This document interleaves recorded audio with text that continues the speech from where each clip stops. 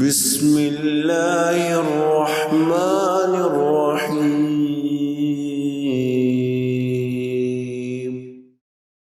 آپ صلی اللہ علیہ وآلہ وسلم کا ارشاد ہے، مہمان نوازی کی شاندار روایت کی ابتدا حضرت ابراہیم علیہ السلام نے کی، گویا مہمان نوازی سنت ابراہیمی ہے۔ امام مناوی رحمۃ اللہ علیہ فرماتے ہیں، حضرت ابراہیم علیہ السلام کی سخاوت کا عالم یہ تھا، زندگی بھر کبھی کوئی کھانا انہوں نے تنہا نہیں کھایا۔ اگر کھانے پر کوئی ساتھ نہ ہوتا، میل 2 میل پیدل چل کر جاتے، کسی مہمان مسکین یا محتاج کو تلاش کر کے لاتے اور اس کے ساتھ بیٹھ کر کھانا کھاتے۔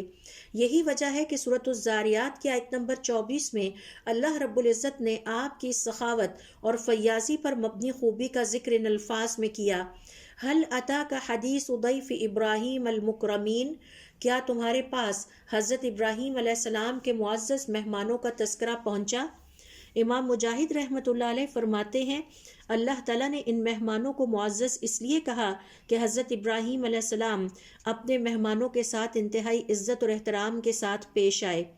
امام راضی رحمۃ اللہ علیہ فرماتے ہیں، جب مہمان داخل ہوئے تو ان کا استقبال حشاش بشاش، ہنستے مسکراتے چہرے کے ساتھ کیا، پھر انہیں سب سے اچھی جگہ پر بٹھایا، ان کے لیے فوراً بلا تاخیر شاندار کھانا پوری فیاضی اور سخاوت کے ساتھ حاضر کیا اور ان کے ساتھ کھانے میں شامل بھی ہوئے۔